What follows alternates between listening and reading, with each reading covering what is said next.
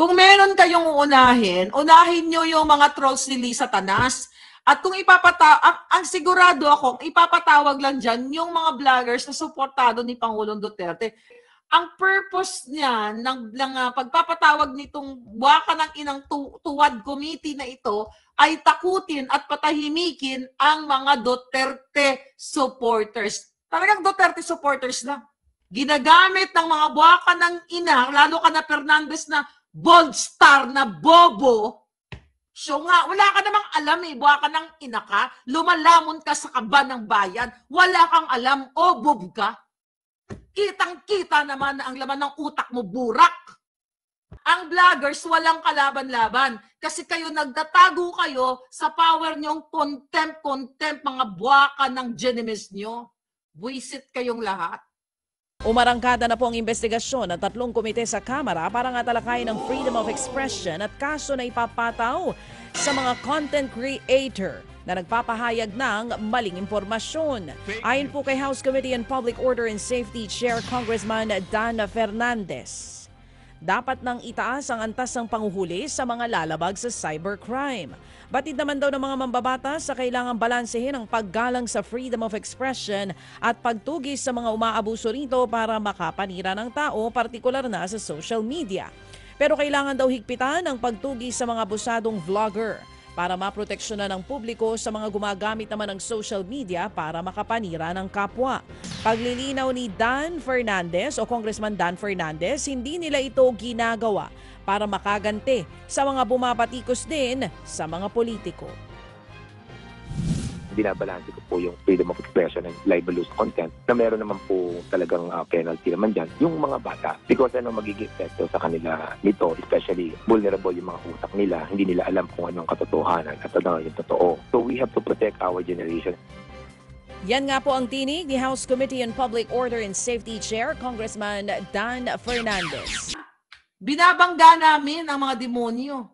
Tandaan nyo, Sastrogando Sosot, Maharlika versus Mel Robles. Dahil pareho kami ni Sas na nag-expose ng kahayupan ng mga black ops nila Lisa Tanas. And now look at you guys. Yung ngayon, yung nalalapit na pagpapatawag sa mga vloggers, ipapakulong kayo, iko-contempt kayo. Samantalang si Bangag ay what? Nagpapardon ng mga sangkot o na-charge na ng pagnanakaw sa bayan. Samantala, si Colonel Grijaldo ay nakakulong pa rin sa Station 6. By the way, napaibot sa atin ang ating mga palanggang mga pulis. Kaya alam nyo, mga palangga ko mga pulis, kayo lahat, AFP, alam nyo naman, di ako galit sa inyo. Yung mga demonyo lang talaga. May nag-message sa akin. Miss Maharlika, nakakaawa si Colonel Grijaldo. Porque po ba hindi siya PMA-er? Hindi siya pinoprotektahan ng mga ng mga PMA-ers? Nakakulong pa rin, pero samantala po si General Wilkins Villanueva ay napalaya na. Right? Napalaya na siya. So it's good na mapalaya siya kasi nga nag-aaklas ang mga PMA-ers na nawagan. Sana sir, kayo din ng mga PMA-ers, wag din kayo selective. Di ba? Kung mahal nyo si Wilkins at sa tingin niyo ay nagrabyado siya ng Wadcom, which is true naman, bakit hindi din kayo magsalita dito kay Colonel Grijaldo even though hindi siya PMA graduate? Yan ang nakarating sa akin galing sa isang pulis. You know, kilala mo, si Madam yun, babaeng pulis. Miss Marlica, kawawa naman kami na hindi kami graduate ng PMA. Si Colonel Grijaldo, nakabaro namin hanggang ngayon, nakakulong pa. So kayo dyan, mga general, believe naman na sana ako sa inyo, di ba, yung mga nananawagan, pero bakit kay General Wilkins lang dahil nga siya PMA? Yun po yung sentimiento ng tao eh. Dapat manindigan din kayo sa kabaro ninyo kay Colonel Grijaldo na ginigipit ngayon at patuloy na nakakulong. Samantala, ang kawatan na si Mabilog, ang sangkot sa pulburo na hindi dapat yan pardon, ay na-pardon at pwede pang makatakbong muli. Kita nyo? Samantala yung kabaro ninyo, nanindigan lang, nagsabi ng kanyang nalalaman, personal knowledge sa Senado, gustong gustong i-twist ng mga buwaka ng ina dyan sa Congress, yung mga buwaka ng inang mga kawatang, mga jutang ginemes, hindi pa kayo bawian ng buhay lahat at pumantay ang mga paan ninyong mga nayupa kayo. Diba? Gusto nilang i-twist. Ngayon nakakulong si Colonel Grijaldo.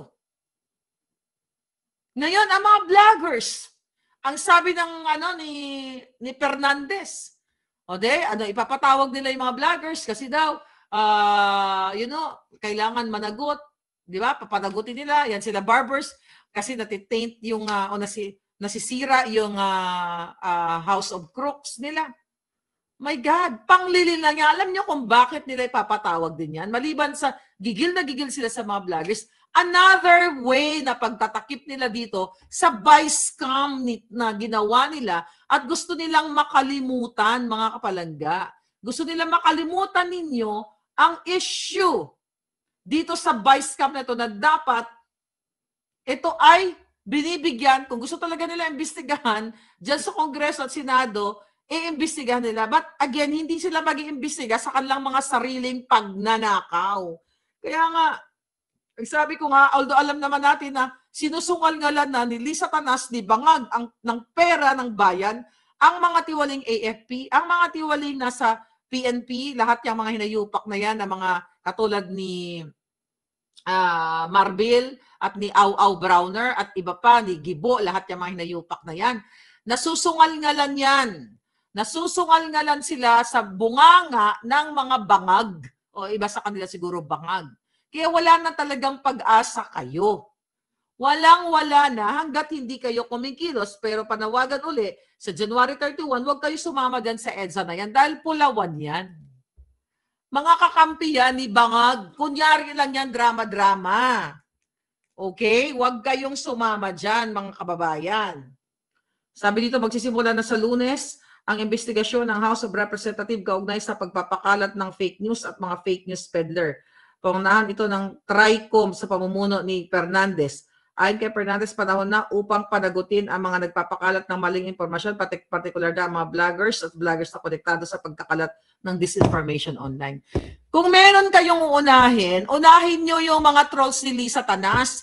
At kung ang sigurado akong ipapatawag lang dyan yung mga vloggers na suportado ni Pangulong Duterte. Pero yung mga pangit, yung mga mababaho, makukyoho, na mga syongit, na parang pinulot lang sa kanal, mga itsura at mga pag-uugali, na mga vlogger ni Bangag Jr. na binabayaran, pinupondahan ng kaban ng bayan, for sure ako, hindi yan ipapatawag. Protektado nila yan. Siyempre, binabayaran nila yan eh. Nagpapakalat ng mga kasinungalingan against me, against sa mga ibang vloggers, hindi yan ipapatawag kasi ang purpose niya ng pagpapatawag nitong waka ng inang tuwad committee na ito ay takutin at patahimikin ang mga Duterte supporters. Talagang Duterte supporters lang. Kasi yung mga supporters lang talaga ng taong bayan na nag-agree sa mga o nagsusuporta sa mga panawagan natin na ginagawang panggigipit ng Bangag na administration, hindi sila ganun ganun ka-dedicated in terms of fighting against the Bangags. Hindi sila nagmumura, hindi sila nagbibigay ng sobrang emotion nila, kapag ganun lang yung pakikipaglaban nila. Pero itong mga Duterte vloggers, nakikita nyo dyan, yung mga nakikilala mo, yung mga Duterte vloggers, yan talaga ang kanilang dudurugin. Ikukulong niyang mga yan para patahimikin kayo. Wala na ngang hustisya sa Pilipinas. Wala na ngang freedom of speech. Inuuna pa nila yung vlogger na yan. Imbis na unahin nila yung vice scam.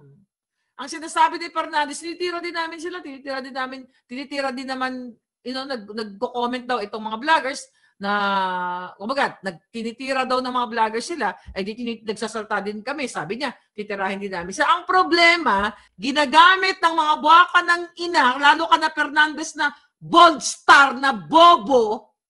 So nga, wala ka namang alam buwaka ng ina ka, lumalamon ka sa kaba ng bayan, wala kang alam, bob ka. Kitang-kita naman na ang laman ng utak mo burak.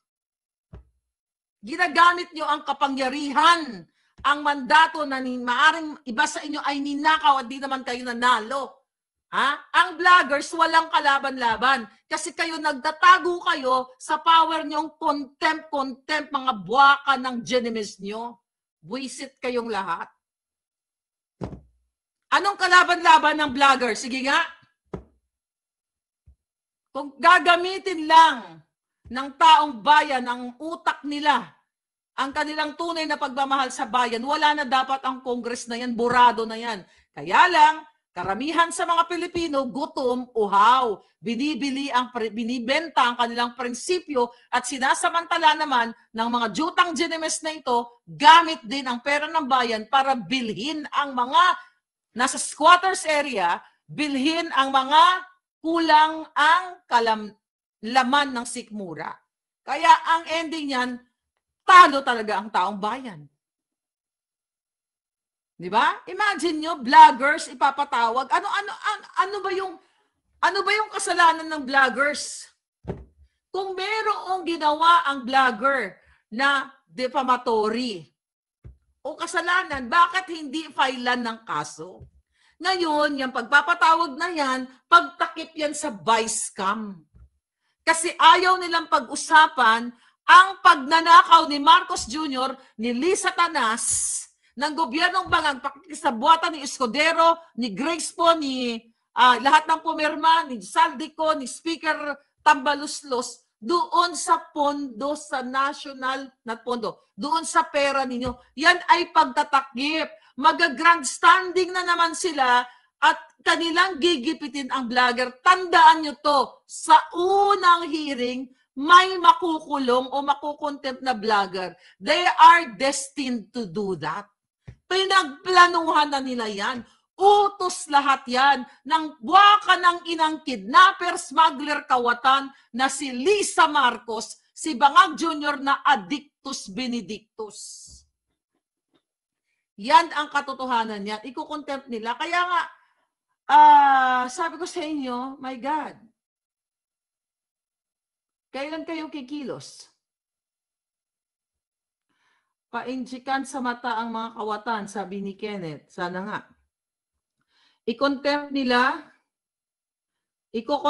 mga DDS vlogger para walang maglabas ng mga fake news na ginagawa nila. Sila ang tunay na fake news. Tignan mo lang yung kanilang inulat natin. Wala bang nagpo-proofread sa kanilang mga balita instead na mabilog, magalong ang nilagay nila doon sa binasa natin kanina? Yes, sabi ni Roel, like Channel 167. Ayan, si Channel 167, una nang nakulong yan. Yan talaga gagawin mga palangga. Dilawan always hijackers, sabi ni Den Scorpion. Sarap junugin ang House of Representatives, sabi Nicola, sa laban DDS vlogger. Diba? Yan kasi binabayaran na nilang lahat. Gusto nila lahat patahimikin. Diba? Ano ang sabi ko sa inyo? Ang mga vlogger na DDS, sinubukan nilang bayaran o oferan. Kung hindi ka papayag, gigipitin ka, kakasuhan ka. Yan ang nangyayari Nangyari sa akin. December pa lang of 2022. No, ako'y nagsasalita na, pinipilit akong aregluhin. Pero nanindigan ako, anong kapalit sa akin? 4 na kaso. Pera ng bayan yan. Sinong kumaso sa akin? Politiko. Chairman, General Manager ng PCSO. Si Mel Robles, nakawata ng putang inang yan. Nakikinabang ang buong pamilya niya, bawat hibla ng nilalamo nila ay galing sa pera ng bayan. Ayun niya. Yan yung mga hindi daw totoo. Tangina, saan ka kumukuha ng pera? Si Saldico, bawat hibla na nilalamo ng kanilang pamilya, galing sa pera ng bayan dahil ang mga malalaking kontrata ay nakay Saldico. Tapos, sinisira ko daw, defamatory daw yon. Yan, hinaharap ko sila. Di ba? Kung hindi totoo yan. Di ba? Pumupunta pa sila sa Amerika, gumagastos sila ng milyon-milyon at hindi lang naman ako mag-isa ang nagsasalita na yung dalawang yan ay kawatan. Yung dalawang designer, yung isa wala na, tumba na yon. Dismiss na ang kaso with prejudice. Yung isa patuloy pa. Ayun, may record ng scamming, harap-harapan, nasa dyaryo. Ineko ko lang. Pero dahil suportado ni Bangag at ni Lisa, gipitin si Maharlika, ayan, pero nilalabanan ko mga buwaka ng ina. O, di ba? Lahat yan. Lahat yan mababasura, madidismiss yan. So, lahat ng kababulalo na ngayon, si Trump na presidente.